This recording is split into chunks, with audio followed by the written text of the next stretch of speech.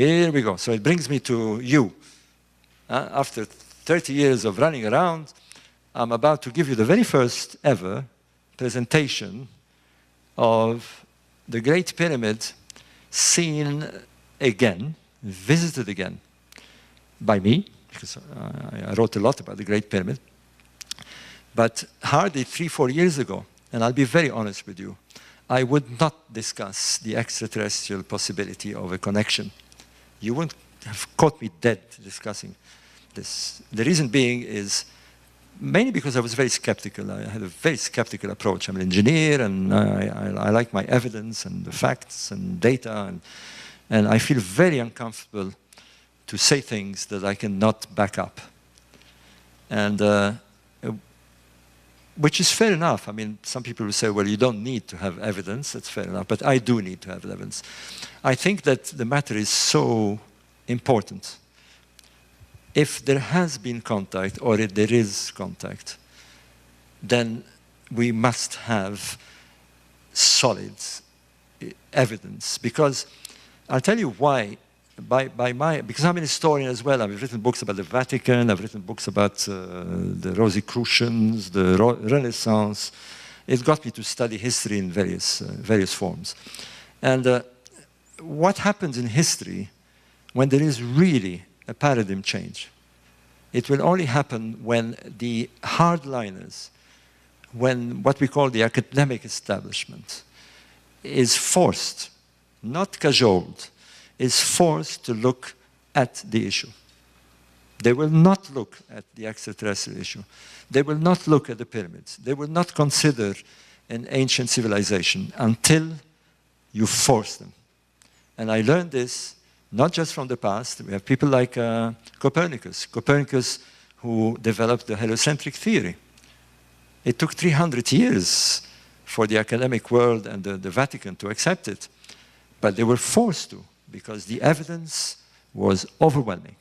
It was irrefutable. That's it. It's like, I'm going to jump the gun here, it's a bit like quantum mechanics.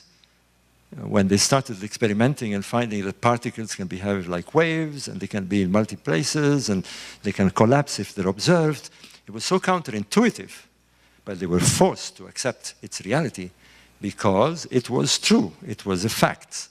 They can't ignore it. And there are, I could quote you all sorts of things, but from Schrödinger, who developed the equation to work out the probability of a proton, of an electron.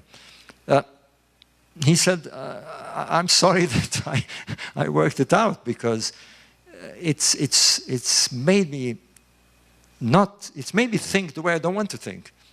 I don't want to think counterintuitively. I don't want to sit here and think I may be in another place, or that some particles in my left arm is in the arm of a dinosaur in another galaxy, or to think totally counterintuitively that something can be here and there, can be in two places, and when I look at it, it's in only one place. But it's true. It's a fact that we have to absorb. We're in a quantum state. We should be in a quantum state, and yet the majority of us are not. And that's why I told you this little story of the Bohr. I do believe that we can be in a quantum state. Perhaps ancients were in a quantum state all the time because they weren't so preoccupied with the material world. Maybe. Okay, what is the true purpose of the pyramid? Well, Egyptologists tell us it's a tomb. Thank you, goodbye, we go home, no problem. See you next year. Or, if it's not a tomb, what is it? Now, in science, it is legitimate to ask questions like this.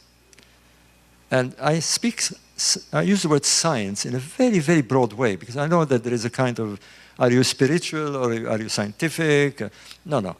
Spiritual and science are meeting up these days. They're holding hands, because we're realizing that we have a mental universe around us.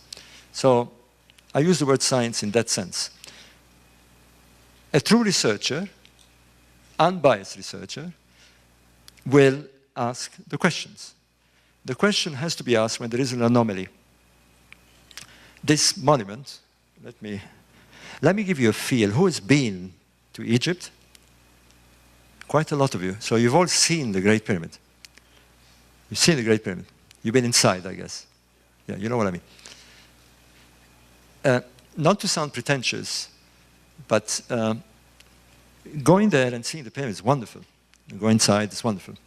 But you really need to spend a lot of time to get the hit of this monument every day.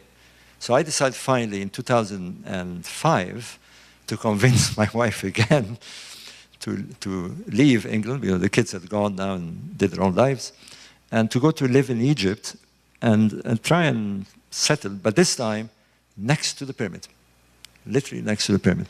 Okay, the Giza Necropolis. Lovely, real photograph taken by my webmaster. He's a photographer. And, well, you know the layout of the pyramids. And we're about 2 kilometers up in the air. There are buses down there that are too small for you to discern. It is an anomaly. It really is. I mean, I've lived there for 3 years outside the Great Pyramid. We had an apartment with a balcony overlooking the Great Pyramid. And I'll tell you what happens as a strange thing that occurs to you. I mean, at the beginning, you thought, oh, wow, I mean, outside the pyramid is out there, you know. Let's see if I have a photograph, by the way. Okay, here they are from the air. Giza Necropolis from the east on the lovely spring day. I know it's spring because of the clouds. There it is from the window of a friend of mine called Ghouda Fayed. Who knows Ghouda Fayed?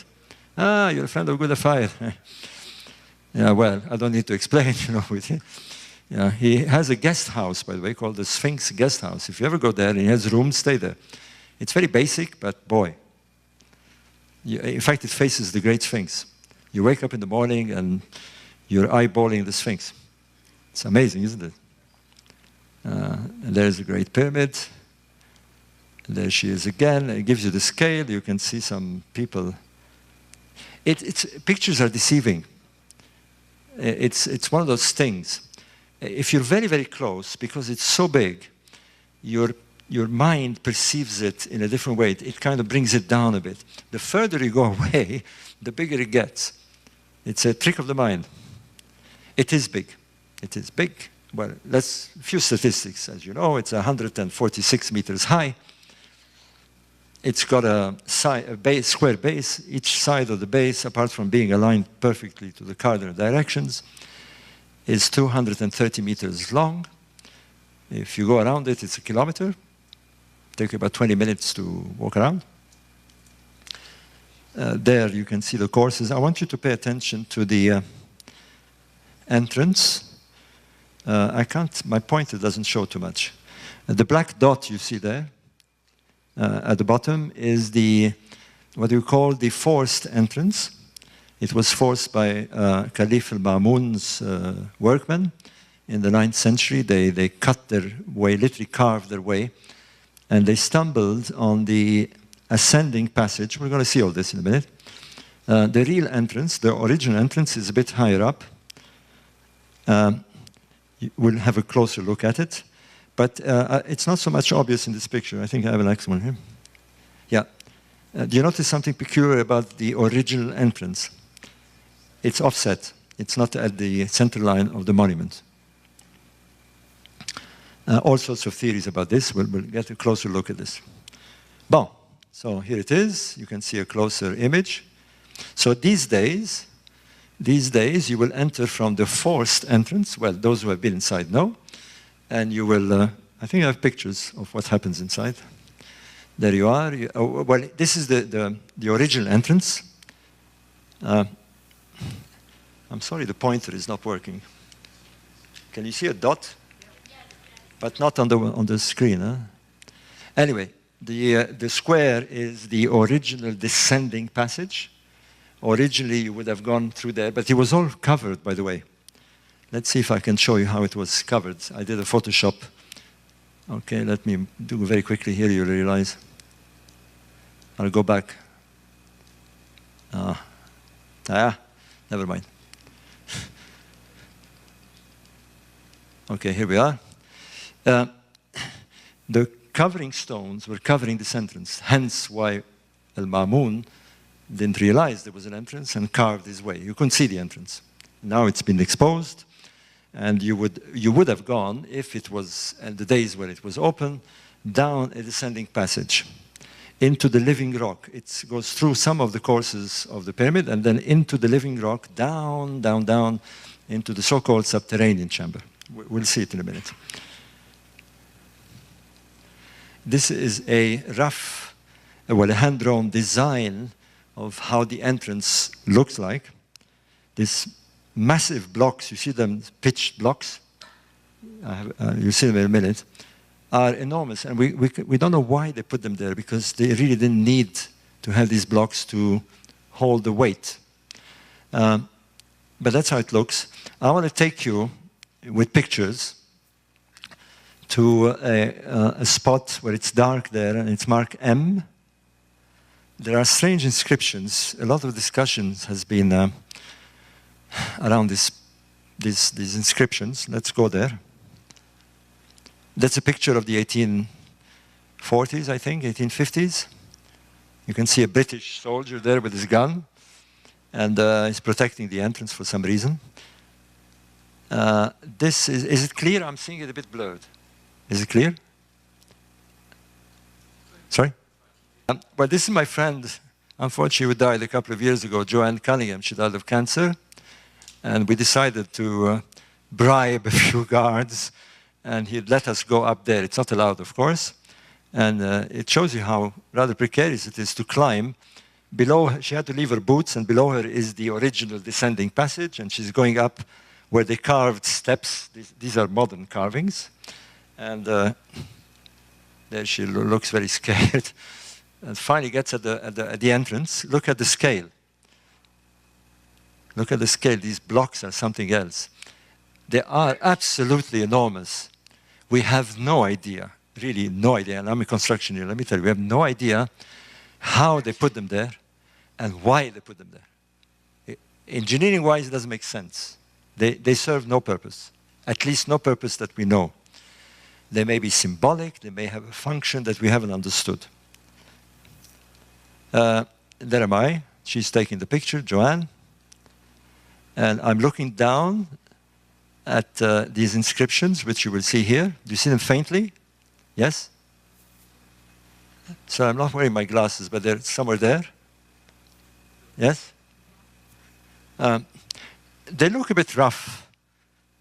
But somebody pointed out that similar inscriptions, or at least a few of them, appeared on the Roswell plate. They told me some Roswell plate. There, you can see them there. Anyway, there they are. There's been, of course, all sorts of theories about how the pyramids were built. I am a builder, I'm a construction engineer, and the answer is we don't know. The truth is we really don't know. That we can explain certain things, but we can't explain how certain parts of the pyramids were built, particularly the King's Chamber, particularly the shafts that I'll be talking about. So the correct answer is, frankly, we don't know. And we certainly don't know how to do it without, today, any heavyweight lifting equipment, any cranes, any lorries to carry the stones. We have no idea how it was done in the pre-wheel, pre-iron age. It's the truth. But we're going to skip the construction system, but I'm going to build them in, this is a photoshopped, removed pyramid of the Giza necropolis. And Egyptologists say it took 100 years, others have reduced it to 10 years, 8 years, 17 years. It's all guesswork. We do it in 10 seconds. Here's the Giza necropolis. That's the end of it. Right? They're there. They're there and they're there. That's, you see, when I say from a distance, you're looking from you're about, at least 9, 10 kilometers away. The city of Cairo is below. And look how they tower over the city. Huh? It's kind of spooky. That's when you get hit with the size of these things. They are something else, especially the Great Pyramid.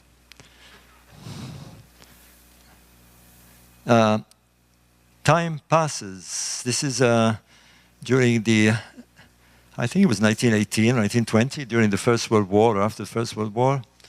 There are British planes flying over. They took this picture. I'm showing this because it's amusing. Well, I want you to notice something. The Great Pyramid, that's a Great Pyramid, it's built on the edge of an escarpment.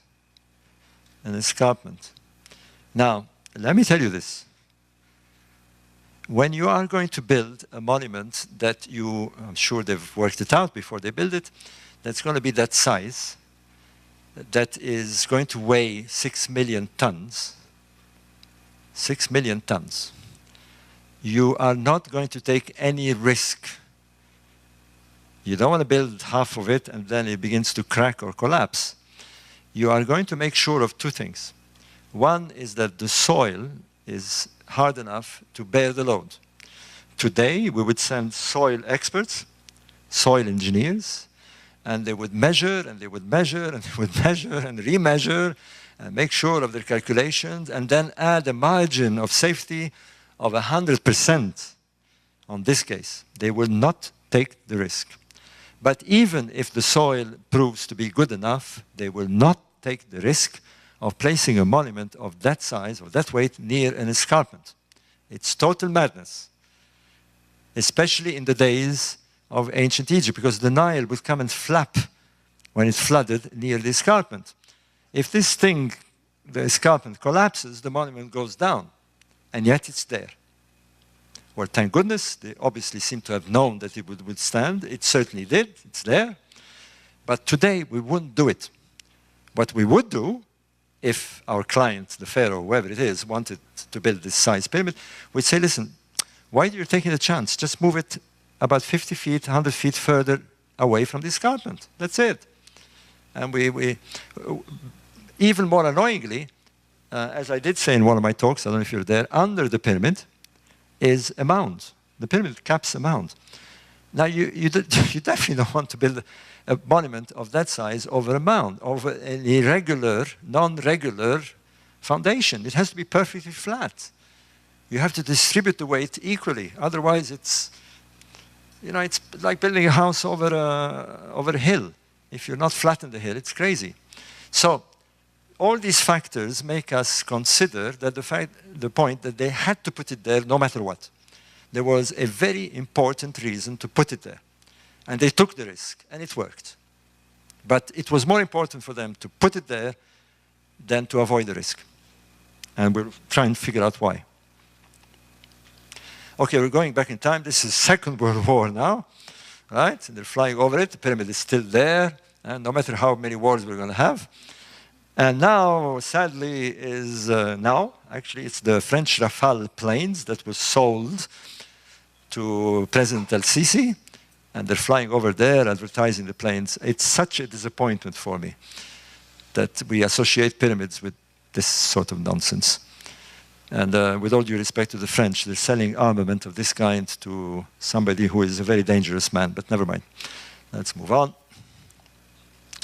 Pyramid from the air. Again, taken by Fuzzy. Fuzzy is my webmaster. And another picture by Fuzzy. And by the way, next to the pyramid, if you've been there, you know that there is this famous boat. The solar boat, they call it. All right? I don't know if it's solar boat or what. But they're clearly associating this site with some boat activity. Egyptologists brush it aside and say it's a ritualistic boat, and they brought the mummy. But it's too much of... It's a seaworthy boat, by the way. As you notice, it's got a V hull. It's not the stuff you use on the Nile. You want a flat boat. It looks like it was used for sea travel. Now, the pyramid, all pyramids, but the Great Pyramid, since we're going to focus on it, had a casing all over. It was cased with fine Tura limestone. The core, what you see above, the core blocks come locally, from local quarries. There's no doubt about this. But the Tura limestone that is made, you can see the difference. It's a bit oxidized, but it was pure white. If you scratch and expose the surface, it's pure white. It must have gleamed for miles. It's made of this Tura limestone, which was brought from the other side of the Nile. There's 53 acres of casing stone that were there. they still would have been there, were it not unfortunately for the Arab occupation, who helped themselves as a quarry. They found these ready-made blocks and they took them to build palaces and villas and all sorts of things, and dams. In the 1880s, they used to take these stones and build. If you go and wander around old Cairo, you'll see pyramid stones in mosques. But luckily for us, some of the blocks remain, because it's from them that we're able to measure. You can see the son of a friend of mine there. This is the second pyramid. Some of the blocks, casing blocks, remain. You're looking at the top. It's absolutely crazy how they put these blocks there. It's absolutely insane. I have no idea how they managed to get blocks up 140, 50 meters so accurately, so precisely. I'll take questions at the end, if you don't mind. We'll have plenty of time, trust me. Or do we? 2:45, and we have till what time? Till 4. Yeah. I'll finish this at about 3:15, and then, no, 3:30, and then we have half an hour questions. Is that okay? Yeah. This is a graphic representation of the courses. That's how it would have looked before the casing stone. You know, there's 203 steps. I'll tell you another thing about this.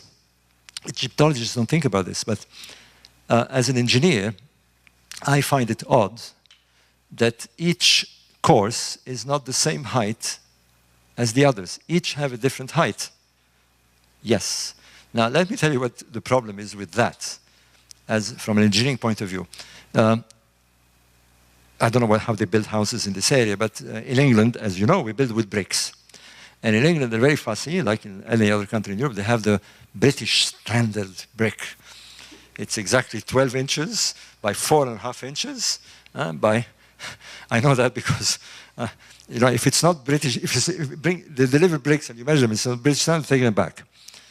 The reason is that you want bricks to be of exactly the same size, exactly the same height, so the bricklayer just picks them up, puts them in, and he knows how many 12 inches brick he's going to put to the wall and height. If you bring bricks that are not of the same size, now a normal house in England, for example, a two-bedroom terrace house is about 60,000 bricks. Imagine bringing 60,000 bricks that are not the same size. It's a crazy puzzle. The bricklayer will go mad. But that's what happened here. There's 2.5 million blocks, 2.5 million blocks, and they're not the same size courses. Can you imagine how did they communicate with the site, whoever the inspectors or engineers saying, bring me block number 3 to put on level number 5 block? It's totally mad. They must have had a very, very sophisticated system of organization. These are the things that Egyptologists don't think about because they've never been on a building site. They've never seen a British standard brick or an American standard brick, whatever it is.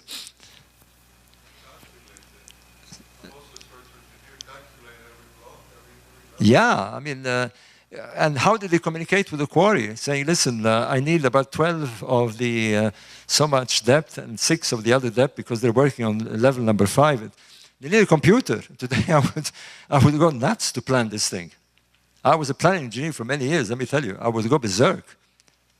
I would tell the quarry people, cut me the blocks the same size. And if they're not standard, take it back. Anyway, that's what they did. That's how it would have looked like fully covered. An amazing structure, fully sealed and covered. It's hermetically sealed. They're hiding something in there, there's no doubt. They want to make it totally inaccessible. You're seeing from the top. I want you to look a bit carefully. I don't know if it's noticeable. Look at the center of each side. Look carefully. Do you see a kind of line dropping down? I'll show it to you more pronounced. The pyramid is not 4-sided. It has 8 sides. It's very slightly concaved. How do you say the reverse of concave? Well, yeah. Yeah, concaved in, whatever. All right? That is the key. Let me tell you. Egyptologists have totally ignored saying, well, they rolled the stones down and water flowed down, but it doesn't make sense. If it was one side, okay, but the 4 sides have this concavity.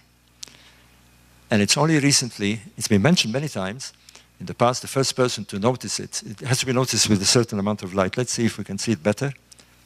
There, you see it a bit better?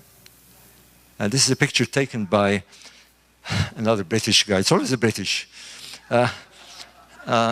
Brigadier General Groves, who flew over the pyramids in 1926 with his little gypsy moth, I think it was. And he took this picture on the spring equinox. Remember the spring equinox? We did this big spring equinox stuff when I talked about the Sphinx. The spring equinox, sunrise and sunset, is the time when something happened. They're trying to mark this time. Well, when you fly over it at sunset, you can see from the shadow is pointing east. On the spring equinox, you can see it so pronounced. Now, it's definitely not an error. It's definitely not caused by rain and stones falling.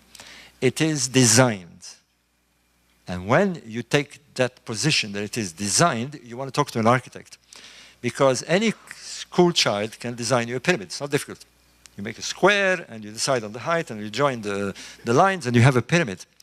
Put a concavity, and you're going to need an architect, and an architect who knows what he's doing. Because it produces a very, very strange thing at the top. First, it will have a truncated top. It will not have an apex. I don't know if you notice on some... Whoops. You can see faintly the top. It cannot have a top. It's impossible with this geometry. But bear in mind that the first thing when you look at the pyramid, well, you must have looked at it from a distance, say, where's the top? And they've put this ugly metal thing. The first thing that annoys you with this pyramid, you look at it, apart from its size and shape and grandeur, you're old, but you say, where's the top? It doesn't have a top. And it's tempting to imagine a top. And that's why they put this metal thing. It's a horrible thing, actually. It's a very put there in the 1920s. They put a metal bar that creates a top. It has, and keep this in mind, it has a virtual space. It forces you, if you look at it long enough, like I have, to think, every time I look at it, this missing top annoys me. I'm imagining a top. You begin to imagine a top. And that's what the architects who got involved in the last 2 years began to think. It has a virtual top, and why does it have this virtual top? It is the key that will be discussed now and in the book that I'm publishing with Chandra Bikrami Singh. Okay, here we go. Those who have been there know the internal structure. I go very quickly. You enter from the entrance, which you've seen in pictures. You go down the descending path. You join here. It doesn't show the hill, the mound. The mound kind of hits here. It's about 12 meters high. And at that point, it becomes solid rock. It's not constructed. It's natural rock. It goes down, down, down, and reaches the subterranean chamber.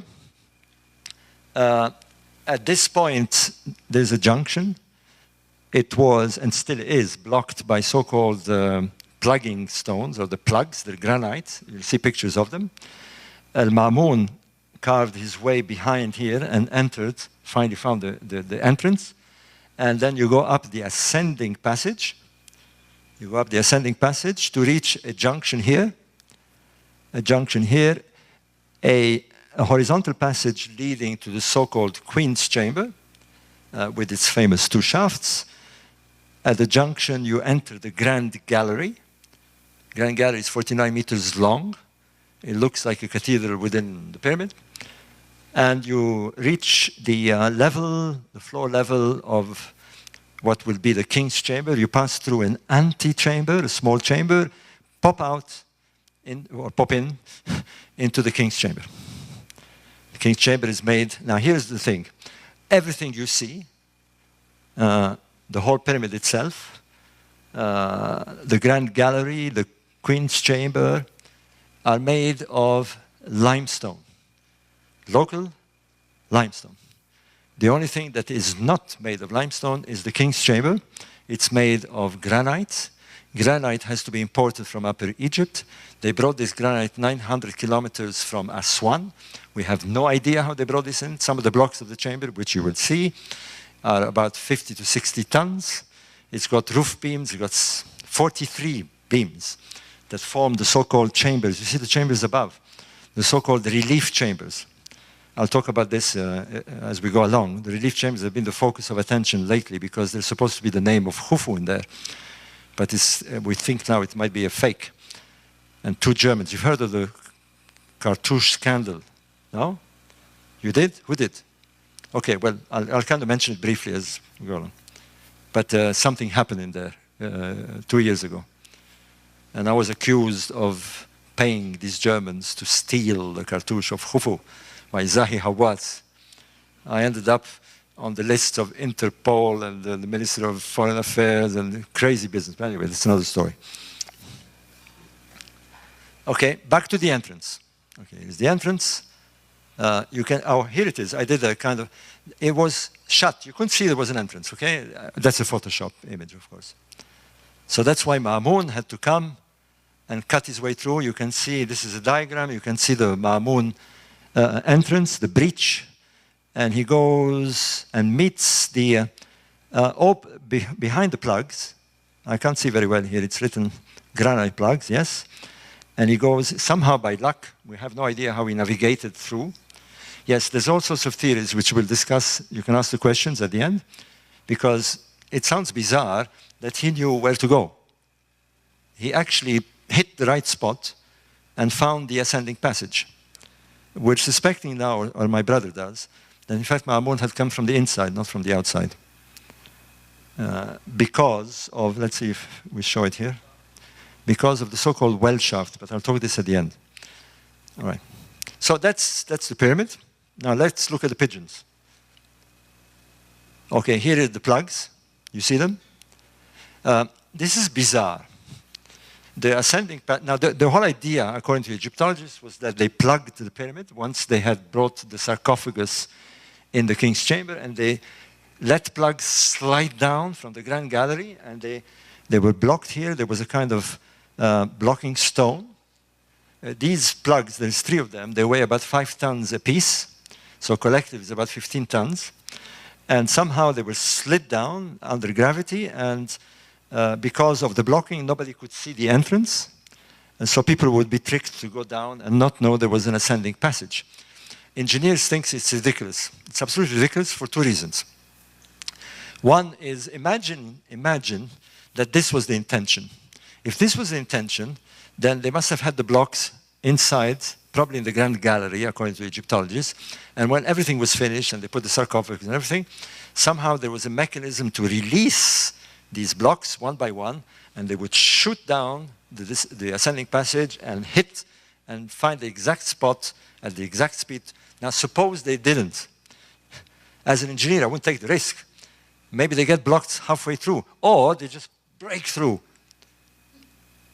I wouldn't slide a 5-ton block over 60 meters at gravity speed, you know, accelerating down and hitting, but they did it. We begin to think that the plugs were actually put there and not slid there. And that raises an enormous question, because the question is, how did they get inside?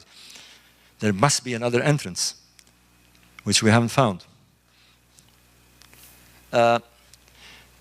Another bizarre thing is those so-called girdle stones. The ascending passage is built blocks around, but occasionally you find that there was a block. We don't know how exactly it looked because you can't see it, but we can see it's inside, and it's one piece. They cut a hole through a block, to a massive block. There's several of these, and we have no idea why. We have absolutely no idea why, because it serves no structural purpose. Many, many questions remain. Now here is a picture taken not long, I mean, of course, it's 9th century, but before they actually fixed all the modern stairs to go inside. Those who have been inside know there's all these ramps. And this is how Ma'mun or his soldiers would have broken in, and he's about, this whoever he is, about to enter. You can see the plug. About here, you see oh, it's working. You see the red dot? Okay, that's the third plug. And he's going now behind it, and that's when you go ascending towards the king's chamber. This is the entrance again. This is, but here is the square you see on top, the rectangle, is the bottom of the first plug. That doesn't make sense, because whoever would have gone down the descending passage and seen this would have said there's something behind this. So it doesn't lure them away. On the contrary, it invites them to look what's behind this. So the sort of hiding theory doesn't work. These guys were not hiding anything. They were sealing this monument. They were sealing the monument for some reason. They wanted it to be hermetic, blocked, finished. No in, no out. But they must have been inside to fix the blocks. And there's many reasons why we think they were able to go out and in from somewhere else. You can see it clearly. This is a very recent picture of the bottom of the first plug. It's made of granite. Here you can see this is one of the Edgar brothers, a picture taken in 1930. And you can see the third plug, the very last one. It's badly damaged, probably by Ma'mun. And you can see it hits the second one. The third one, you can't see it too well. This is today. This is a very recent picture. When you enter the pyramid, and you're in Ma'mun's hall. I'm walking more or less in Ma'mun's hall, and you look down. These stairs are modern carvings, and you can see the descending passage. That's where you can join in. And if you can bribe a guard, he will open the grill for you, and you can go down. It's sad to say, but it's so easy to bribe these guys. It's really... You know you can rent the pyramid? Did you know that? And it costs you less than renting a car. If you're... Okay, it will cost $800 to rent the pyramid for 2 hours. Now, if you're a group of about 30, because it's not per person, it's per group. So, say 1,000. So if you're, well, you can drop it to about $100 if you're 100 people. Well, they allow about 40. So $200, it's the price of a meal, right? An expensive meal. But boy, you have the pyramid for 2 hours. But this is ridiculous. And with all due respect, I mean, it's very nice to rent a pyramid. But who supervises you? Are all these guys you can bribe? They send you these poor inspectors who come and the first thing they tell you is, would you like me to open the place, you know, and would you like me to do this, and would you like to take a picture because you're not allowed with cameras? All they can think of is being bribed. Yeah, it's called a bakshish. It's terrible. It's terrible. Now, of course, we took advantage of this when we had tours because some people want to go on. But I have to admit, I mean, who rents a national monument for 2 hours? I mean, imagine going and say, I want to rent the Capitol for 2 hours, yeah? Or the Vatican. They rent the national monument, and I tell you what, the permit is through your travel agent. So you tell the travel agent, I want a permit for 2 hours, and he goes there. And it's a piece of paper written by hand, right? And you don't even have to give the names. You say 10 Americans, 3 Germans, 4 British will be allowed on that date from before opening hours and after opening hours, so from 6 to 8 or from 5 to 7, right? And that's it. And you go there with this piece of paper. You rent a car here in America, and they gave me a 3-page document with all sorts of penalties and instructions and where to return the car. And this is nothing. And they pass it through, and you see this handwritten signature. I'm appalled with this because inevitably it happened. And God knows how long it happened. There were times when you could go in there without even buying a ticket. In the 1950s, there was no tickets. Fair enough, it was good. People used to go there and play football around the pyramids and all this. And then you went inside the pyramid, and there was no supervision. The sarcophagus, the most holy of holies of the ancient world. People go in there, and they chip pieces. Anyway, I'm saying this because I'm in revolt. I've exposed all this, by the way. If you want to hear all this stuff, I'm not going to tell you now, but there's a book I've written called Secret Chamber Revisited. I've updated to a book I wrote in '89. It's been re-updated last year. And boy, you want to know about what happens in there from ancient times to today. This monument has been abused. And it has been abused particularly since the 1800s. And sadly, by foreigners. In the book, you will see the Sphinx. I think I told the story of Mark Twain being there. Okay, I'm not going to repeat it. Seeing this American chipping and taking a souvenir. Egyptians, it's sad to say, but they really don't pay attention to what they don't realize what they're sitting on, as we say. They have no idea on the legacy that they are responsible of. I'm sorry to say so. I was born in this country. I love Egypt, but it's true. And it has to be, we have to protest. Graham and I have protested so many times, written to UNESCO, and they still do it. Anyway, don't get me going. Okay, here's you're inside the descending passage, and you're looking towards the outside. You can see the light. And it's gun barrel precision. How they cut this thing in the living rock 100 feet down with barrel precision in the dark with no iron instruments. Anyway, here you're down. You're right at the bottom of the descending passage. Who has been there, by the way? You bribed, huh? All right. Well, you know, there's one briber here. You're down at the bottom, and it becomes horizontal, and you crouch, and you see the entrance there very vaguely, and you'll pop into the so-called subterranean chamber. It's very rough. It's very bizarre. There's a grill there because there's what they call a well. It goes down about 8 meters. We don't know why.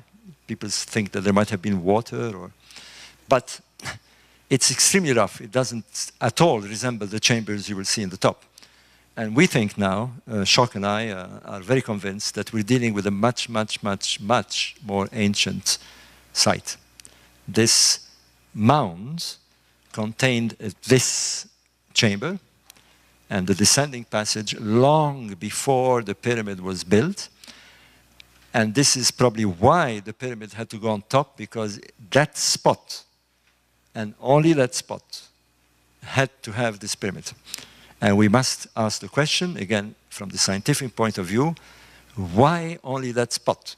The desert has a lot of space to put pyramids. So the question is why? Why this coordinate? Remember the word coordinate. Why is it there? Why do we put this thing there? Okay, here we go. This is the Mamun entrance. So you're looking at this very rough cut. Here is where these are again carved steps. And you're going to do what Mamun did, except he climbed over the rocks. And you're going to join the ascending passage. Here it is. You remember the man who was seen climbing? You're now here, the plug, and you're going to go up. You're going to up the pyramid. And those who have climbed it know what I mean. Now, this is another bizarre thing. I mean, this is the monument of monuments. This is supposed to be for the pharaoh. This is supposed to be for the funeral of a king.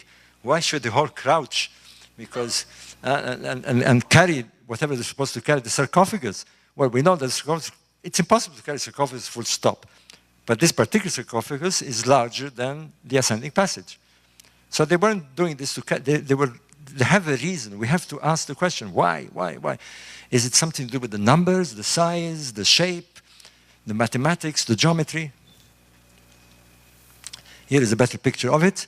It's lit up now with artificial lights. They've put wooden steps so you can walk up. Here's the plug. You're into the passage and you're looking behind. You turn around and you look at the back of the plug. You see it? So that's the face of the plug, if you like, looking backwards. And now you're going up. And it's dark, even with the artificial light. And you go up, and you go up, and you go up. And many people get claustrophobic and say, I can't make it, I want to go down. We've had cases where we had to transport people, they fainted. But those who are brave enough, they carry on, and you carry on, and you carry on, and you carry on, and you end up, here is a picture of somebody going up, and you reach the junction where you're going to go first along the horizontal passage leading to the Queen's Chamber, and, sorry, I'm pointing the wrong direction. You've come up, you've come up the ascending passage, you're here, you're going to go this way to the Queen's Chamber, or straight up the Grand Gallery to the... But let's go to the Queen's Chamber.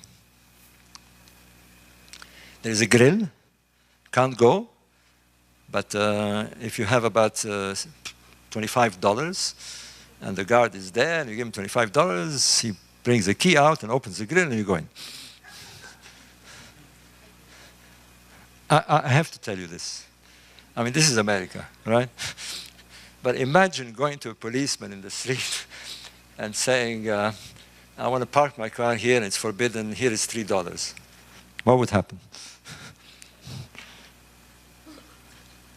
Well, I'll tell you what will happen. You get arrested on the spot.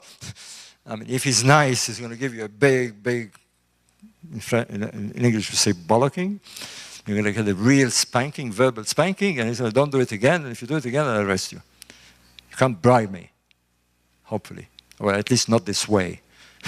Not in the street, right? You can't give me $3. And, well, I'm going to tell you one story since we're talking about this, because I'll show you how crazy it is. I was at the foot of our building, you know, showing you the pictures of it. And I'm there. I used to smoke cigarettes in those days, I'm sorry to admit.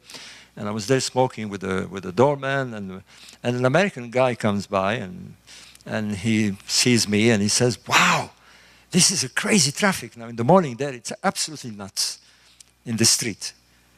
All the traffic comes from Cairo, and they go in the street in front of the pyramids, and they're going over the pavement, and some going the other way, and people on the roof of the cars. And it's madness, absolute madness. You're looking at Max 3, you know, in the street. And there's this policeman watching all this with a cigarette, and he's all relaxed, and no problem. So he says, what's the policeman doing? I mean, I said, well, it's normal here. I mean, don't worry about it. And even if you stop somebody, they'll bribe him. They'll give him £1, you know. He said, they'll bribe them? I said, yeah. So I don't believe you. So I said, hold on. Now, I didn't know this policeman. He didn't know who I was. So in the middle of this mess, I call him. I say, come over here. And he comes. And I don't say anything. I take 1 Egyptian pound. It's about the equivalent of 10 cents now. Right? And I say, take. And he takes it, puts it in the pocket, he goes away. So the American says, well, why do you take it? I don't know. You bribed him. He says, well, I gave him money. He probably will ask me next time I go down for another £1. That's how bad it is. Well, depends how you see it. No, you said something right, but the point is this. I mean, we're in the West here. I've lived there for almost 30 years. It's really bad. Now, here's my other story. Come on. Do you mind if I tell you stories of this? This is the best one. This is me and an Italian friend of mine. I had this old clapped-out Mercedes, which I brought to Egypt. We're driving to the airport, and there's chaos in the street, and there's donkeys and camels and cars crossing the road, and people on the pavement, and this whole mess. And in front of us, we see a pillar of smoke. And I think, my God, the car burns. But this pillar of smoke is kind of moving. I thought, oh, the guy is in a burning car. He doesn't realize it or something. So we chase him. You know, and the other people are driving normally as if there's no problem. So I thought, okay, I mean, I've seen weird stuff here, but this is weird. So we approach him. It turns out to be a motorcycle. There's 2 guys on a motorcycle from the 1920s bike, you know, the pre-war bicycle. And it's pushing through its exhaust, this black fume, and they're driving happily, but they have a sidecar. You know what a sidecar is? And in the sidecar, believe it or not, is a water buffalo. Now, I don't know if you've seen a water buffalo. It's a big thing. And they've got a water buffalo tied there. And they're driving, you know, and the smoke, and they stop at a junction. Now, you don't normally stop at junctions, but there happened this policeman who stopped because there was all traffic. And the policeman is next to him, you know, going, smoking a cigarette. And then they drive off. So I stopped next to the policeman. And I speak in Arabic. So I said, did you see this? He said, what? I said, what do you mean, what? There was this guy with the motorcycle and he had one puff. And you know what he tells me? He says, Arabic word, he says, Adi. Adi means it's normal. He thinks it's normal. The guy thinks it's absolutely normal to do this. Now, can you imagine this happening even here in Joshua Tree? I mean, he wouldn't do 10 yards. I mean, he'd be in the newspaper tomorrow. He'd be on television. They think it's the craziest thing. Well, it's normal in Egypt. So how do you want to have people voting for a constitution or whatever? It's not ready yet. It's the truth. It's not ready yet. And we really have to bear this in mind. People who haven't lived in countries or experienced countries. Mr. Trump has no idea what he's going to deal with. You have a problem. We can't democratize the world that way. It's a process. There's education that comes first. Anyway, there you go. That's my story about the water buffalo in there. Where was I? Oh yeah, paying the. So anyway, you pay him and you go in, and there you are. Now here is a weird thing. You're crouching again. Why? We don't know. You're crouching, and then there is a step. There's a step. Bear in mind this step. You're going to see where it leads to a theory that I have. And you're down. You see the step from behind. You're turning around, and you see the step from the other way. And then here is the entrance. You're in the Queen's Chamber, and look a bit on the left. You see the famous opening of the northern shaft. You see it? The little square? Right? And here is a fisheye picture. You can see the entrance with the little hole on the left. And the niche, the so-called niche on the wall. We have no idea what it is. No idea what this niche is. I'm being honest with you. Nobody knows. Now, from a scientific point of view, these are anomalies. You can't simply say it's there and you come up with a hodgepodge theory, like maybe they put a statue in it. It's an anomaly because it doesn't make sense. It really doesn't make sense why they want to cut this. By the way, it represents the sign, the hieroglyphic sign of star entrance, star gate, by the way. I'm serious. If you look up hieroglyphic figures, this shape, corbelled shape, means star gate. Okay, off we go. Here is looking in the southern shaft. We've turned around, the niche is still there. Okay, that is the famous shaft where Rudolf Gantenbrink in 1993 put the robotic machine and went up and found the door. Here is the niche looking, here is the roof, it's pitched. Now this chamber is made of limestone, local limestone, right? And it's carrying the weight, the dead weight above it. So they knew that it's okay, it holds the weight. So why would they, as you will see, build a chamber above in granite with 5 so-called relief chambers? We'll go up there now in a minute. Here is the entrance of the shaft. Here is the entrance of the northern shaft. It was explored by Rudolf Gantenbrink. Couldn't get to the end. It was explored again in 2002 by National Geographic and Zahia Watts. And they found another door. You know this? You saw the live show, no? Yeah. And well, you can see the scale. That's my hand. We go back to the junction because we're going to go up the Grand Gallery. Today you go up either from the left or the right, and you join the middle. You're into the middle. There it is. You climb, and you look at the top. By the way, when you reach the top, this is how it looks when you're looking up. It's corbelled. You're nearly at the top. There is a step. There's a very low entrance. You're looking back. It's very eerie, by the way. It's so long that even the artificial light doesn't allow you to see at the end. We use our flash cameras to light up. It's a crazy construction. It's slanted.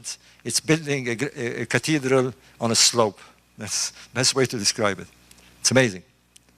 It's really amazing. Here is the antechamber. Again, we're not quite sure what they had in mind. Then it all starts in granite. Forget the limestone. From there on, it's granite. Granite floor, granite walls. And now, this is a drawing, and it shows you the, it's flapped open, if you like. I'm not going to bother here. You're still in the antechamber. We're looking at these strange slits. Egyptologists think that they had granite slabs sliding down, but we don't know. You crouch again, and you enter the chamber. You enter the chamber. It's made of solid granite. Well, it's made of blocks, singles. There's about, let me get, I think 69 of them, but correct me if I'm wrong. Some of these blocks, you can see one of them here above the chamber, above the entrance. It's a granite, pink gray granite. It weighs 60 tons. And on the side of it is again the one of the shafts, the northern shaft. Whoops. You're inside, fisheye picture. You can see the northern shaft on the wall, and you look towards the west, and here is the famous sarcophagus. Famous sarcophagus. And let's see what I have here. You're looking at it closer here. No, a cover has not been found. It's assumed it had one, but the cover had not been found. Unfortunately, you see the chipping on the corner there. This was tourists chipping away. There it is closer. It's a solid piece of granite, hollowed inside. It rings like a bell. You probably tried it, no? Whoever is there. If you hit it with not with a hammer, please, but with your hand, it kind of resonates.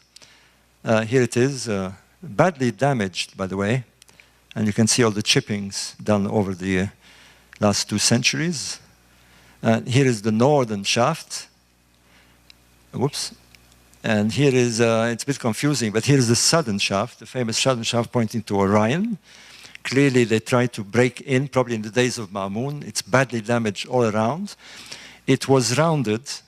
It's not a square, it's rounded. We don't know why. And that's the entrance. Unfortunately, Zahi Hawass asked for a ventilator to be put in. The pharaoh, or whoever it is, would turn in his grave to think that they put a ventilator in there, but never mind. And it doesn't help. We don't need a ventilator there. But anyway, that's it. That's it. You can see it closer here. It's Rudolf Gantenbrink who supplied the ventilators with his own funds. And now you're looking at the ceiling. You're in the chamber looking up. And you're looking at the great beams. There's 9 of them, spanning 7 meters. You see 3 of them here, across the width of the chamber. These beams are a big mystery, apart from the blocks that you see. Because, well, let me tell you, we have no idea how they lifted those beams. We have no idea how they brought them. They brought them 900 kilometers down the Nile, carted them up to the hill, and lifted them up 50 meters to put them over the chamber. Nobody's pointed this out until my friends, the Germans, went there in 2013. This famous scandal that there's a court case going on in Egypt at the moment. And the reason they went there is, look very carefully, you see these dark marks. Each beam on each side, when it hits the walls, has these dark marks. Now, it's very tempting to know what they are. They've been there since the pyramid was open. And this is what gets me with Egyptologists. It's like the shafts. I mean, in the Queen's Chamber, the shafts do not go through the monument. They were discovered in 1872. They actually did not enter the chamber. Nobody knew they were there. They were only opened in 1872 by British engineers, Wayman Dixon.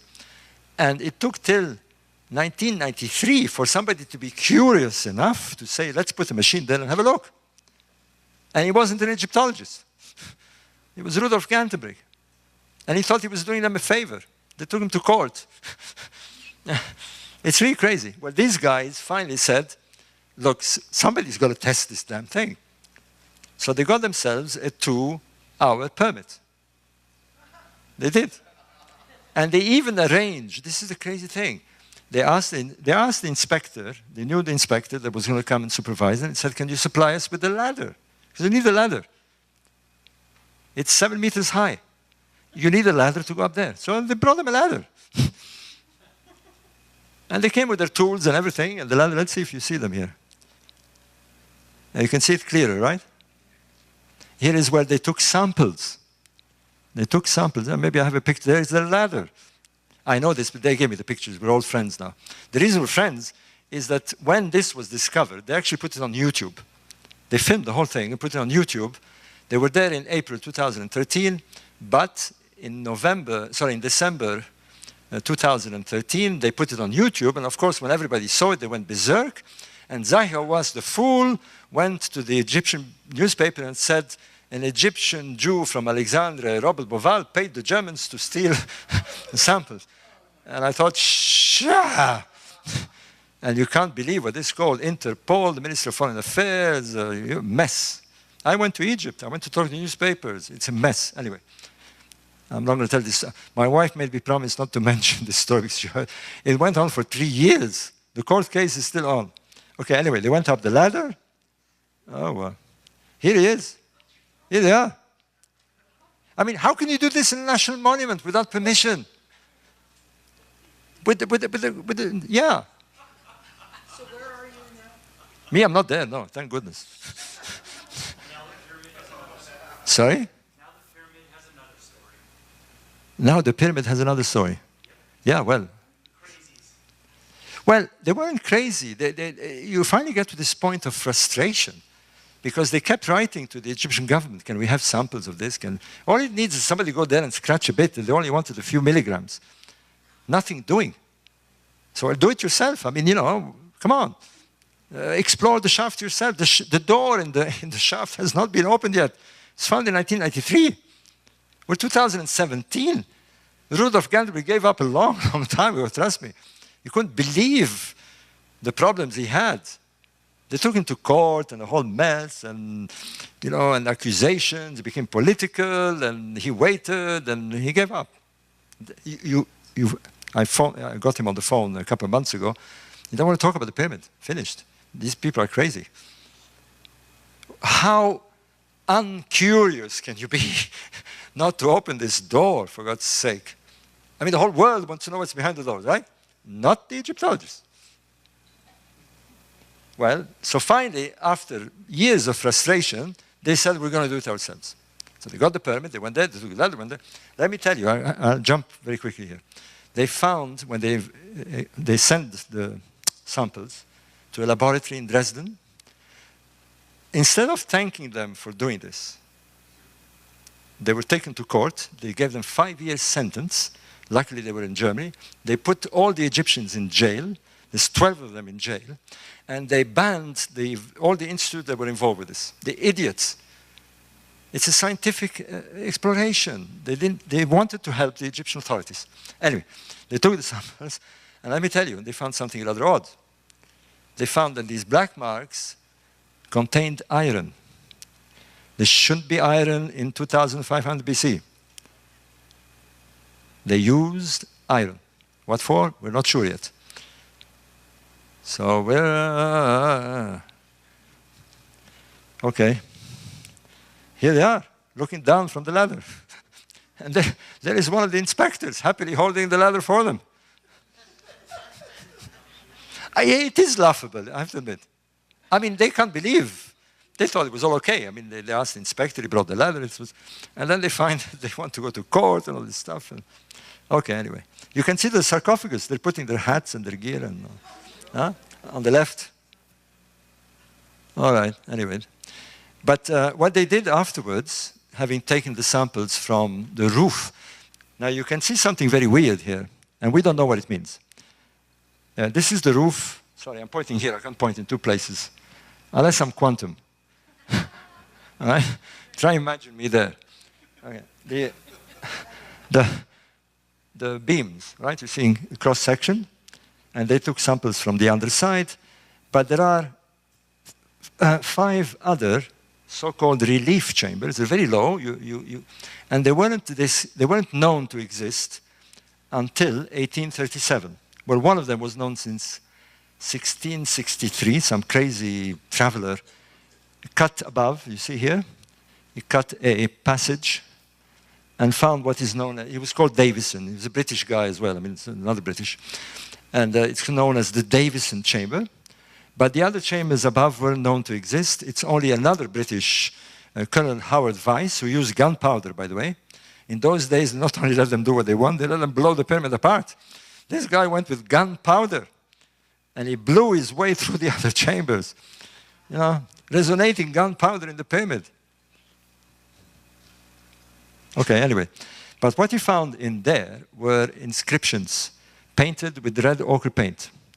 The very first ever inscription. The pyramid does not have inscriptions.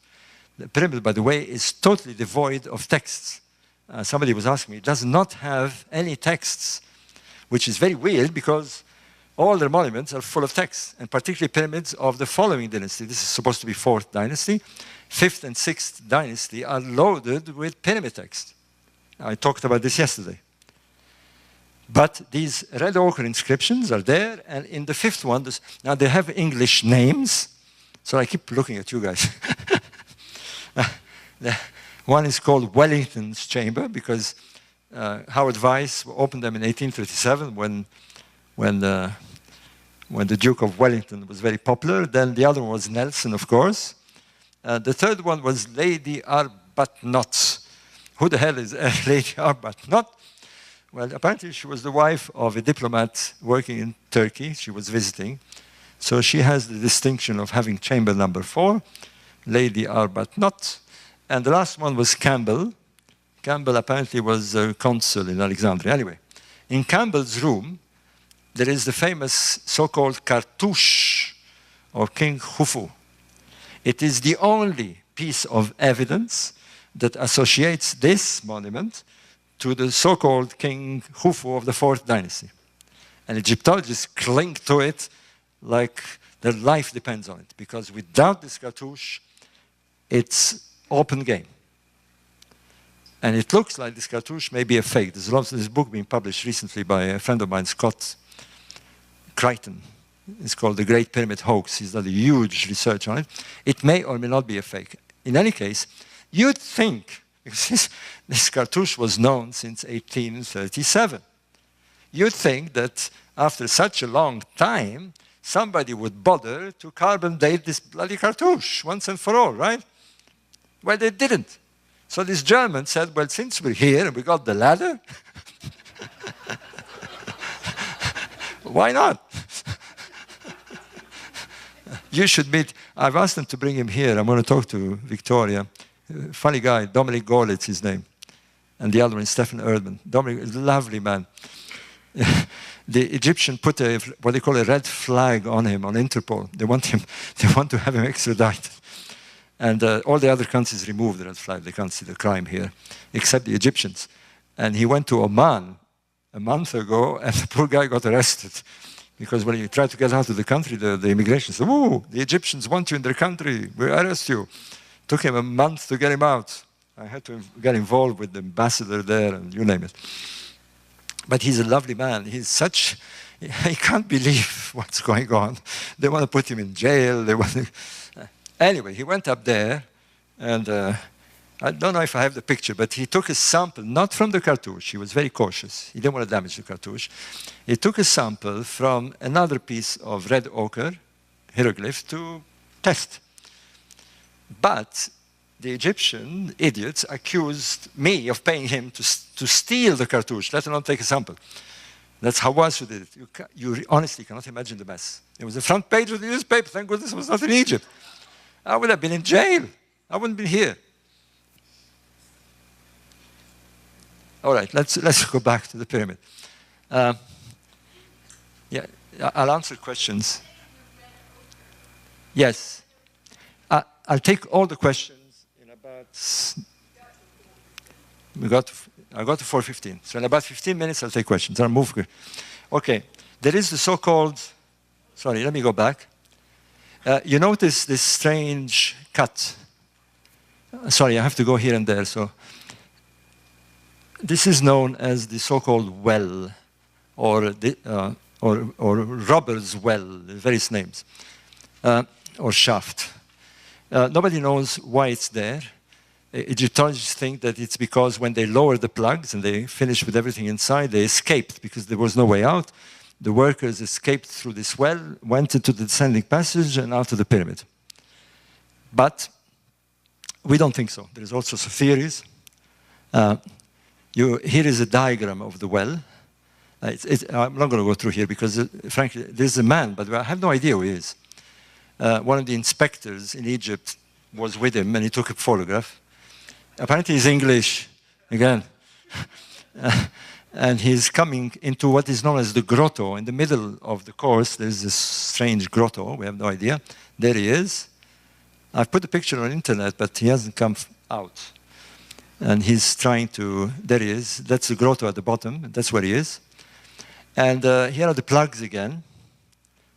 It's a diagram made by a French engineer who says, well, if they really wanted to plug it, why don't they put the plugs there, and that's it?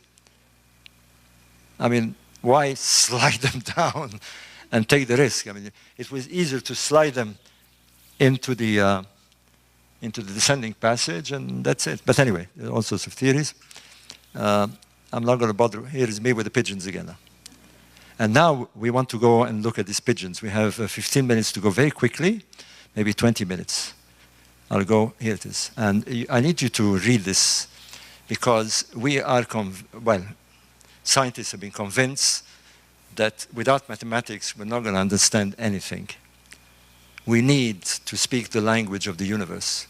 The universe, whoever created this universe, whoever or whatever, has designed it, and it's all mathematical. We need to know mathematical constants. We need to know pi and phi and various constants to design shapes and stars and you and me and your molecules. And we have an astrobiologist here who's looking at me. Am I saying the right thing here? Absolutely. Thank you. But here is students trying to learn about quantum mechanics, and the professor there has filled the board, and I'm not going to do that because I have no idea how to teach this subject. Apparently it takes 15 years so we're not going to do mathematics. We're going to look a bit at some obvious things about the pyramid. It's, okay, we know the unit of measurement. We know the unit of measurement. There's no doubt that they use something called the royal cubit, abbreviated to RC, all right? And the pyramid has a base side, it's a square base, and the side of the pyramid is 440 royal cubits. Now, it isn't now, because it's been highly damaged, and in any case, it wouldn't have been so even if it was not damaged, because you can't have zero error in construction. This is something Egyptologists won't get.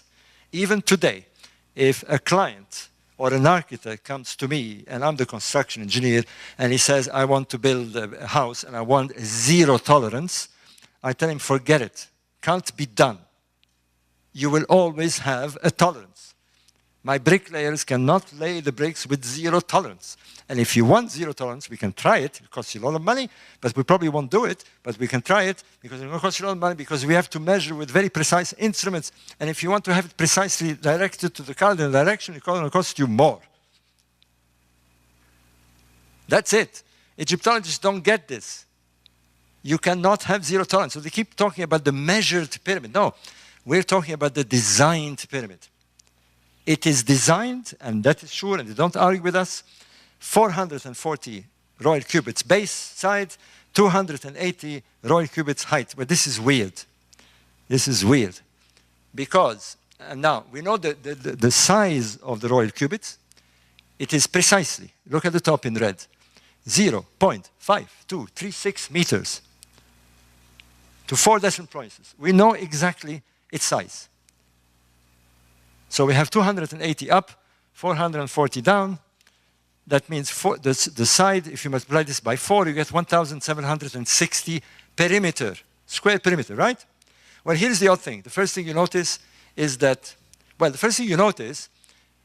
when you've, now I need to go through this and I don't want to do too much mathematics. 280 is not a prime number. You know what prime numbers are? Numbers can only be divided by themselves. Yes? 440 is not a prime number. But when you prime factorize 280, you get 2 times 2 times 2 times 5 times 7. The largest prime number is 7. When you factorize 440, you get 2 times 2 times 2 times 5 times 11. The slope of the pyramid is on the ratio of 7 to 11. They're using prime numbers. We don't understand why would they use prime numbers. They're not even supposed to know prime numbers.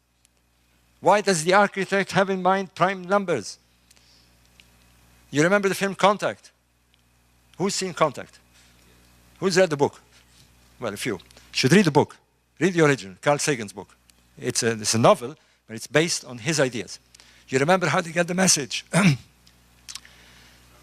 They're listening to a radio signal, and it goes bleep, bleep, bleep, bleep, bleep. Then bleep, bleep, bleep 5. Bleep, bleep, bleep 7 times. They've got a series of prime number. It's intelligent. When you get a signal of prime numbers, it means we are intelligent. This pyramid is saying, we are intelligent. Start reading us. That's how it works in Contact. First, we're intelligent. Now start reading us. Start listening. And that's when they send the other plans and so forth, 3-dimensional plans and so forth. Well, but however, here's the weird one. The first thing you read is when you take the perimeter of the pyramid. Whoops. All right? Here you are. You convert the base. I'm flapping the base of the pyramid. The ratio is 7 to 11. It's a fact. I'm telling you facts here. We're going to look at facts. We're not going to look at theory. But these facts open up discussions. Okay, so you flap it. This is the square, if you were looking down at the square. And here's the weird thing. The height of the pyramid in relation to the pyramid, the perimeter of its base is the same as the radius of a circle to its circumference. The first message is think circle. This monument represents its base is a circle, mathematically. Imagine circle. Circle around you. If you stand in the middle of the desert and there is no buildings around you and you look around, it looks like the horizon. When you're in the middle of this ocean and you look around, it seems like you're in the middle of a circle. Circle. First message. That means they know pi. There is no ifs and buts. Egyptologists say coincidence. They just chose this size. They said, yeah, we'll use 280 and 440 because we like the numbers. And they didn't know they were doing pi.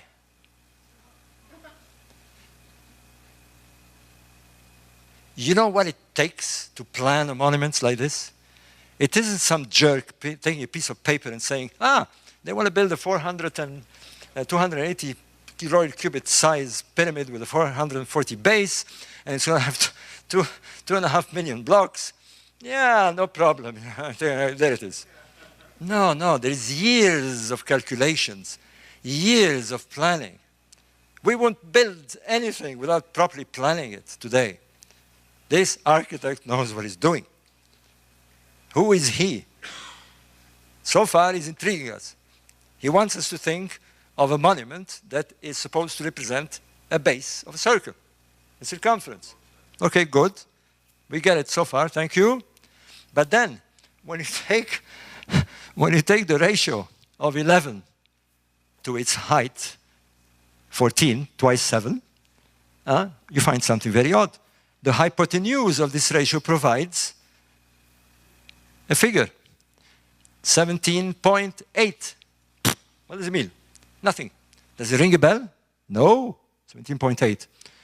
When you take the base, and you divide the hypotenuse by the base, you get 1.618. And that rings a bell to a mathematician. It is the golden ratio. Nature is designed with a golden ratio and pi. You need pi The golden ratio, if you're going to create the universe, every shape requires at least these two universal constants. They're known anywhere. They were known to the beginning of time, to whoever created, to the engineers at NASA, or somebody living in another galaxy. They would know exactly what you mean if you say 3.142, that's pi, or if you say 1.618. These are numbers that talk. We are not going to talk to somebody who doesn't speak our language, let alone in a different galaxy or in a different planet. We're not going to talk. We're going to talk mathematics. First, we tell them we're intelligent. We send prime numbers. And then we say, okay, we are going to talk to you, learn our alphabet. Okay? And then we begin to understand each other. We are going to talk mathematics. And don't get me wrong, I failed in mathematics. I stopped at calculus. I know how people have this thing about mathematics. But the truth is that the universe is designed, everything is designed with mathematics. The language that I think in 100 years, 200 years, 300 years from now, people will talk mathematics. It's going to be a language. It's nothing wrong with that. You will know exactly what I think. I'm trying to put it in words. There's mathematical activity going in my mind, billions of calculations going on as I'm moving around. I'll be able to tell you this once I understand how this calculates. Once this is mapped, I'll be able to tell you exactly what I think and what's going on in my mind. Only in mathematics. You have two theoretical physicists in this room now, and they're going to tell you, they're going to speak to each other. Do you think they speak English? No, they don't speak English. They say hello and all this and have a cup of coffee, and then one goes on the board with the chalk and goes, and they goes, yeah, I get it. No, wait a minute. No, this is and that's how they talk. But they can't talk to us like that. We don't understand. I mean, okay, you or Ryan, we have a astrobiologist, so he knows what I'm talking about. But I will understand. You've seen the board there. You're not going to get it. So they talk to us in metaphors. It's okay. They tell us, there was a singularity and it blew up and it became very large, and and these particles that float about got together and they're like bubbles around, and let alone if we're going to explain the multi-universe, there's many of these bubbles. And they begin to talk metaphors. They begin to sound like the ancient Egyptian priests. They begin to sound like the Vedic. They are priests of science. That's what we have today. But they are talking the right language. Right? So, we have a priest of science, if you like, here. Who the hell is he? How does he know this? Where does he get it from? These are the questions must be asked. We're obliged to ask them. So I was telling you at the beginning. You don't get somebody like me, dead skeptic, son of a gun. I'm a construction engineer. I don't want to hear all this stuff. I don't want to hear about extraterrestrials and people having connections until you persuade me, until you show me something that I can reason out with evidence. Well, they persuaded me, these architects. My brother is one of them. They finally got me and they nailed me in a room and they said, listen. And when you start listening here, they reverse engineered the monument. They redesigned it over again and again. It said, this thing is full of mathematical formulas. Now, I don't know why it's there. And they got me to look at it, finally, after 30 years. I looked at the astronomy, as you know, and fine. Here is the royal cubit. We found many examples of it, and we know it because we measured the pyramid. It is equivalent to 0.5236 meters, 7 palms, and 28 fingers. The palms and fingers are an invention by Egyptologists because they say that the royal cubit was this. When Egyptians said, oh, wait a minute, I take my arm and I say this is the royal cubit. And well, here is a problem. Here is a problem.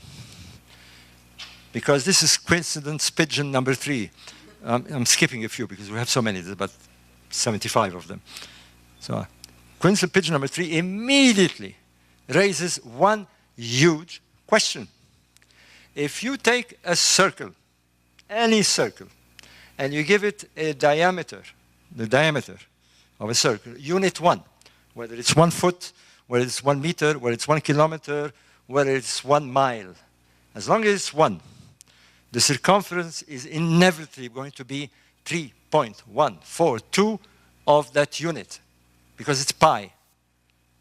The circumference of a circle is 2 times the diameter. Is that right?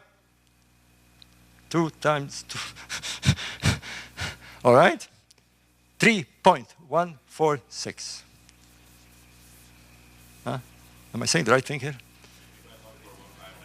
3.1, yeah, okay, to the 4th decimal place. Now, if you take 1 meter, the unit 1 meter, if you take 1 meter,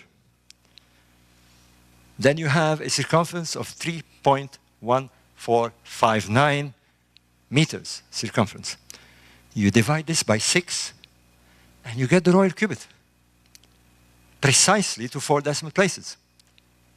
So you can say, whether by coincidence or not, there is a relationship between the circle, the hexagon, the royal cubit, and the meter.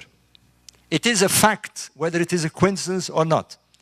You can say this as a fact, right? But we have a problem here. The Egyptians weren't supposed to know the meter. The meter was calculated by the French in sorry, it's the French this time. In 1793, I'm having fun with you.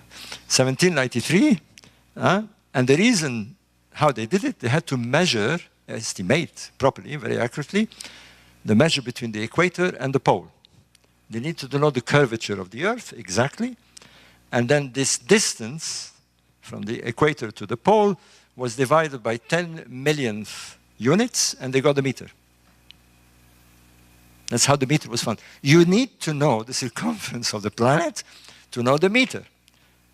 But it was discovered by the French in 1793, so we have a chicken before the egg here. If they got the royal cubit, if they got the royal cubit from this calculation, then they knew the meter. Or let's put it this way, it's another coincidence. You agree? It's a coincidence or not? Pigeon 3. Pigeon 4. I'm jumping here. This is a diagram from my brother. Another weird thing. If you use a pentagon rather than a hexagon, you're going to get, I'm not going to go through the mathematics, you're going to get a ratio between the full length and the inside length of 1.618. It's a pentagon will always do this. Will always do this. So the ratio of the golden ratio, which it is in the design of the pyramid, is also a pentagon. So they're saying, think pentagon, think hexagon, think circle, think meter, think royal cubit so far. Coincidence, so far.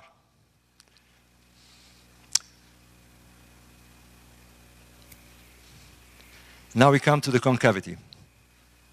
It's been measured twice, physically measured twice. Once by Flinders Petrie, who found it about 37 inches, and it's badly damaged now.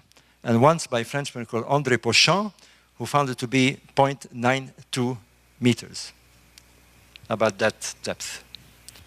But they measured physically. The question is, if it's designed, what was its exact size? And you need an architect to reverse engineer all this. And this architect happens to be my brother. He's not here. He's 76, 77 years old. He's a genius architect, and he loves figures. He's one of those annoying guys that says, tell me your date of birth, and he will work out which day you were born and all this stuff. He's one of the strange guys. He reverse engineered the monument, and he concluded what unit, what size this concavity would have been at the original design.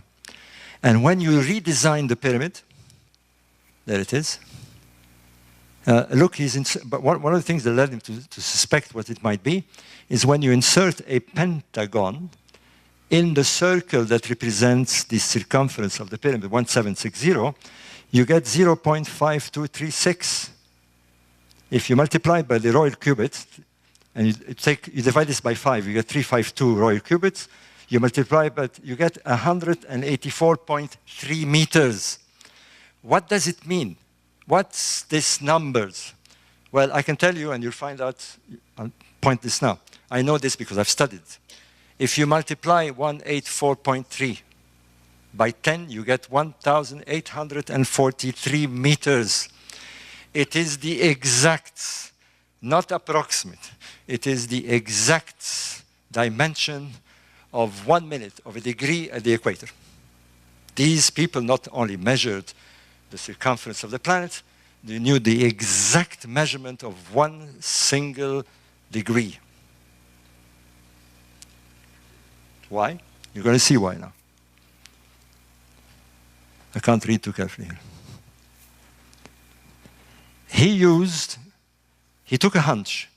He said, okay, everything is working out. I'm going to reverse engineer and I'm going to insert the value that he's getting. He's getting a value of 1.76 of these Royal cubits for the concavity. He redesigned the pyramid. And remember, when you design it with a concavity, you have a flat top. I don't have time to do the mathematics. This is the virtual top of the pyramid. It doesn't exist. It's virtual. And when you try and insert a circle in that virtual space, listen very carefully. When you try and insert a circle in the virtual space or a globe, we think it's a globe now. When you try and insert a globe in a certain space, you get a diameter of 1.911 Royal cubits. It is exactly, to 4 decimal places, the meter. They knew the meter. They can't know the meter. It is an historical impossibility. And yet they knew it. Somebody told them what was the dimension of this planet. Or they worked it out. And it was important, obviously, to commemorate it in a monument that is totally indestructible. It can be worked out even now. We must ask the question, how did they get it? Bah, coincidence. So let's move a few pigeons ahead. Perimeter of the base, 921.53 meters. When you convert this into meters, you multiply this by 2, twice the perimeter of the base, gives you 1843.086, which is exactly 1 minute of 1 degree at the equator. Think circle, think meter, think unit, think equator, and that's us. It is a model, whether by coincidence or not, of the planet. It's a tag. This is planet Earth. Hold on. But that's only the outside. Let's go inside now. Let's go inside. I want to keep time for the questions. Oh dear. Can I carry on, or you want question? The inside is even more bizarre. Let's go quickly. Yeah? The inside, spatial design. Looks like, hey, no problem, I want to design this. Give it to an architect and say, start from the beginning. And when he starts positioning the places of the shafts, of the chambers, of the galleries, where the junctions, okay, here's what happens. Rudolf Gantenbrink, who is one of these, believe me, he's one of these German engineers like Panzer Division officer engineer, yeah? He will want to have things like to the nearest millimeter. He worked out that the pyramid can only be designed on a grid of 711 or 11 by 11, 2 prime numbers. The pyramid is designed, the internal space of the pyramid is designed on a grid system of 11 by 11. Now, 11 by 11 is very bizarre, you'll see. Very bizarre. Because there are 2 prime numbers that have no lower factorization. That's it. It's 11 by 11. If you have 11, it's 121, by the way. You have a squares by 11 by 11. But what he found is this, that every point is at a multiple of 11 or 7. Now, I defy you to do this by hand. You're going to need a computer to redesign the internal system. Architects have tried it. They're baffled. They got to a point where, no, I'm going to need a machine to do this. It's an extremely complicated design if you're going to try and fix all the junctions and points on a prime number system and have them exactly the way they wanted to have it. But he found out that the most important point, the starting point of the design is this. It's when you extend the two shafts of the King's chamber below the chamber, at a junction. Let me show you where they join. Whoops. They join, I'm sorry, I have to go backwards and forwards, at 22 cubits from the center line of the monument. 22, 2 times 11. We're back to this damn 11. And 77 royal cubits from the bottom, 7 times 11. They want us to pay attention to these prime numbers. I don't know why yet. It is a language. They're talking prime numbers.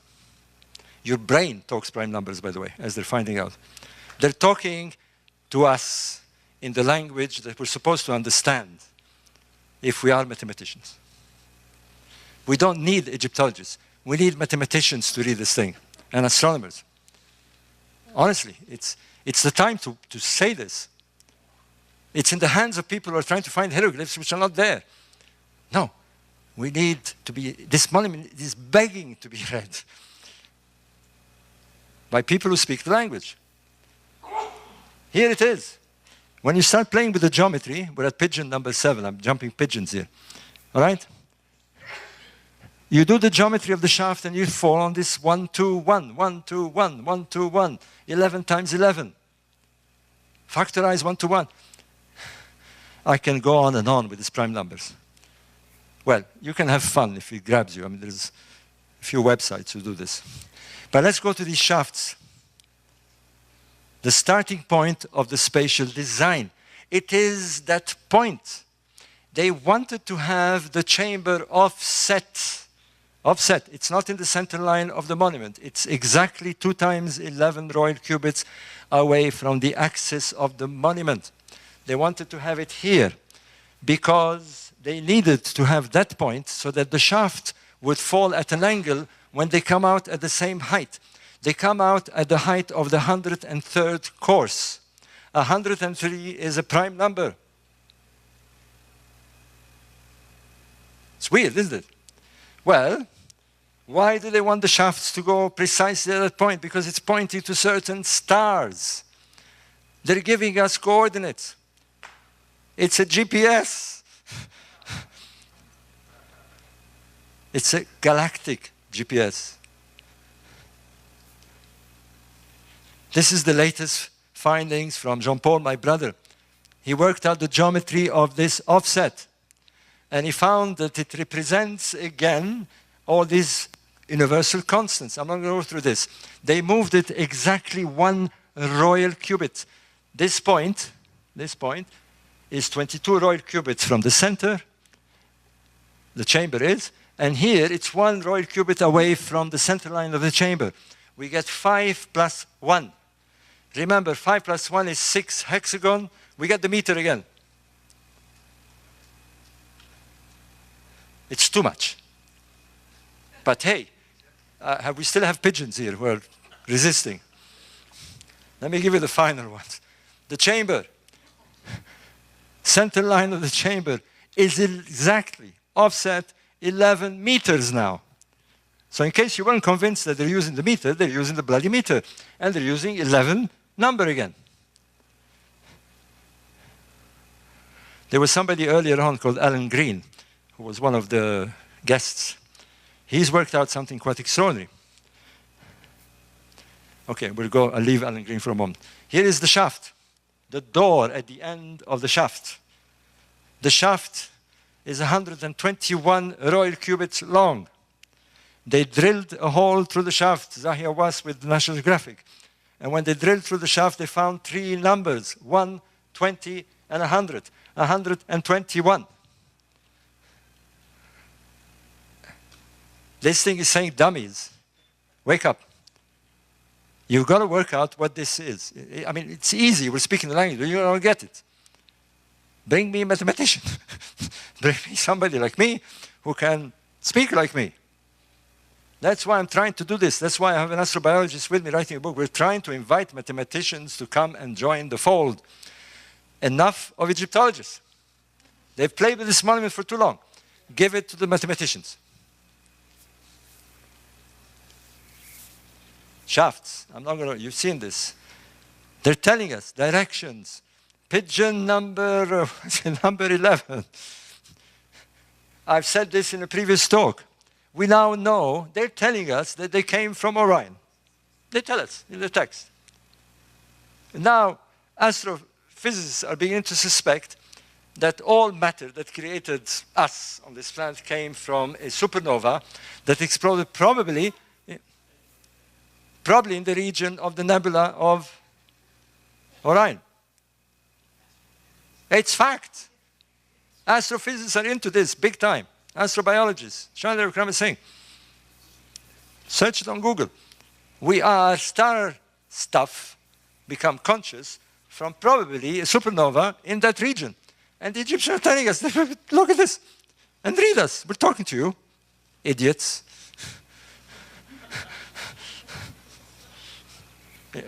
Egyptologists, sorry. Something weird, because people say, what about the other pyramids? If you take the ratio of the height of the second pyramid, you come up with this bloody number. Excuse my French. 137.03. You know what this is? It is the inverse of the fine structure constant. These guys know, these guys know quantum mechanics. Or coincidence. I remember somebody telling me, and this was a hardline Egyptologist. I mean, I'm not going to tell you who because I don't want to name names. And he said to me once, this is a lot of rubbish and I don't want to hear this stuff until somebody finds something like the fine structure constant. We found it. They got to pay attention. We're now coincidence 11 or 12. Contact. Beep, beep, beep. Sorry. Look at where the shafts go out. 103, 101, two prime numbers. Two prime numbers in sequence. If you add 101, you add 2, you get 103, two prime numbers, and they're known as Chim numbers. Is that right? They're very rare prime numbers.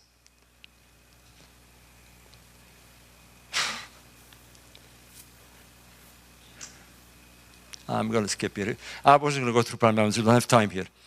But let me go to the final one. When you play with prime numbers, you get some weird language. Weird language. This monument wants us to understand that there is a language in prime numbers. There are people like Daniel Tammet, I talked about, these super savants, who think in prime numbers. They don't know why. You are thinking prime numbers now, but you don't know it. All these billions of calculations are working. When you punch a card, your credit card, and it's working out that it's you and not another card, it's reasoning out in prime numbers. Banks talk in prime numbers. Egyptologists have no idea what prime numbers are. Oh, I was going to go through here, but to show you factorizing of 11, but we'll skip that because I want to go to the final one. You see, you can play with numbers, go on and on and on. Sorry, we get to the last one. I'm going to stop it here because we don't have time. The final one, the real cruncher. Remember the dome, the mound, the pyramid sitting on the dome. It has to be there. Why it has to be there? When we take the coordinates of this monument using the latest GPS accuracy, we get a number. We get 20, we know, we've known this for years, that it's at latitude 29 degrees, 0.79, where is it? 792. 29 degrees, 0.792, or 29.792 degrees. You can even take it to 458, 8 decimal points. If you take this numerical value and you switch the decimal point 4 places, you get the speed of light in a vacuum. And that is the killer. It's too precise. And these are calculations done by Gary Osborne, who's going to be in Sedona, by the way. He's not the only one. We're getting phone calls, messages. The minute this is being discussed, it's surprising how many people have worked on this and how they're all baffled. But nobody's coming out because they're afraid to say this. Because if you're somebody at university and you say these people knew the speed of light, forget your tenure. Forget everything. You're gone. You're finished. They knew the speed of light in a vacuum, the speed of light in space. At what pigeon have I left you? Who's 2? Nah. Who's 3? 4. You will still have resistance. 5. Huh? Sorry? You count the droppings, huh? Okay. By the way, the question is, what did they have in mind, all right? Beautiful, they designed this. What could they have had in mind, all right? They're telling us something. I'm beginning to think that it is a machine. But it's not a working machine. It is the blueprint of a machine. You remember Contact? You get a message and say, design a machine. We send you the blueprint. The blueprint arrived in ancient Egypt. They have the blueprint. They don't have the technology. They don't have the material. They don't have the wires. They don't have plastic. But they have the plan.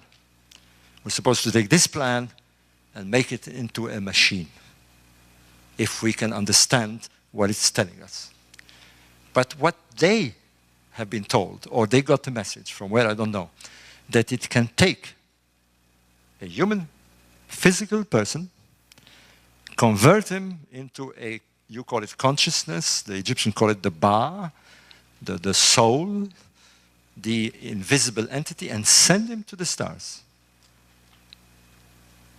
Send him to the stars. But they need to join up. It's as if we need to be seeded, like the panspermia theory. We're seeded by the stars and we'll turn to the stars. Well, let me show you what they had in mind, because this is what they tell us in the text. Here are the chambers, upper and lower chamber.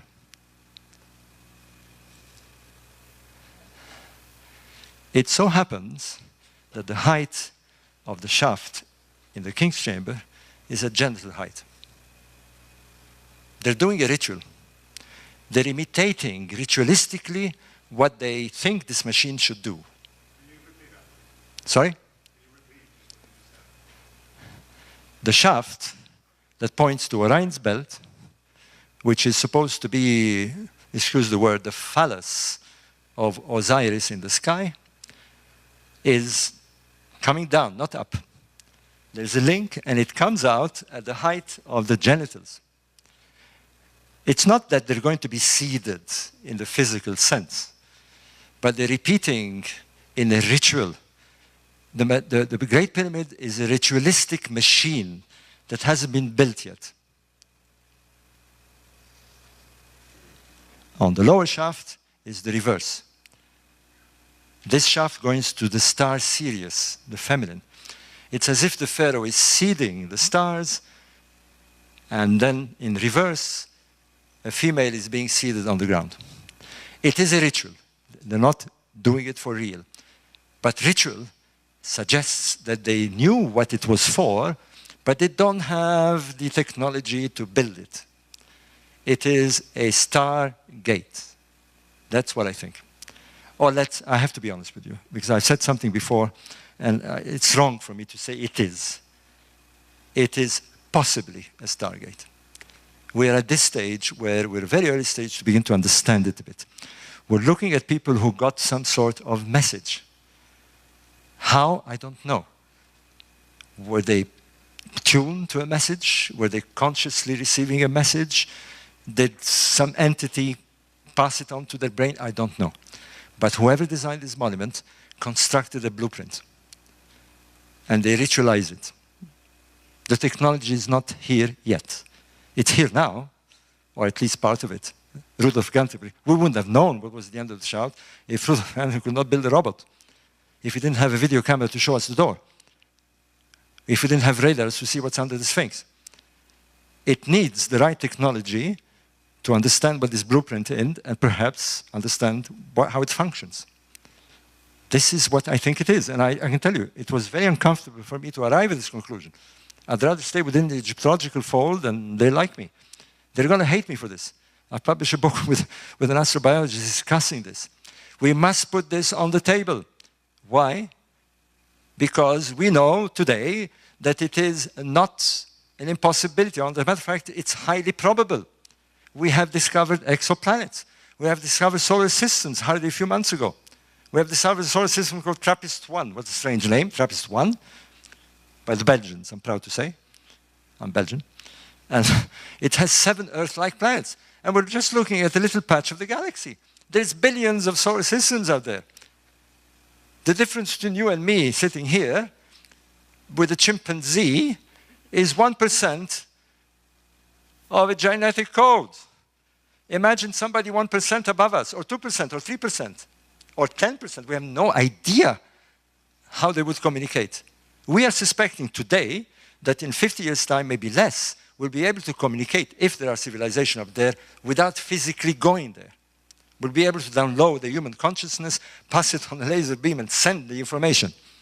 Better still, we'll do it instantaneously with entanglement or wormholes. We have the science. We don't have yet the technology, but we know we'll be able to do it. But we're hardly 200,000 years from being cave people.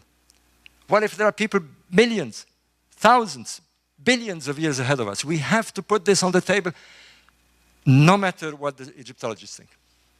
We have to move in the direction of science, physicists, astrobiologists, astrophysicists, cosmologists, neuroscientists. This is what these monuments need. I'm trying to lure them in to look at this. And they won't look at this until they read from one scientist, Dr. Chandra Wickrama, saying that this needs to be looked at. Okay, I have to stop. Excuse me. Thank you.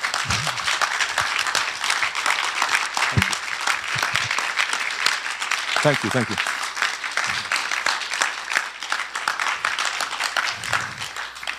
Okay, a few questions before we kicked out in 3 minutes. This is in your new book? Yeah. Oh, this is your Yeah, yeah. Yeah, and more, by the way. There's 4 appendices by mathematicians. One of them is James Hurtak, who was here. Yeah, sorry. Yeah. The Egyptians wrote down everything, including how to make beer. Where are, if any, blueprints?